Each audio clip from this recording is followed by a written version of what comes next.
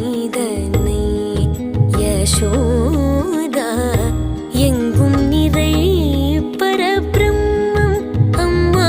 என்றழைக்க என்ன தவம் செய்தனை யசோதா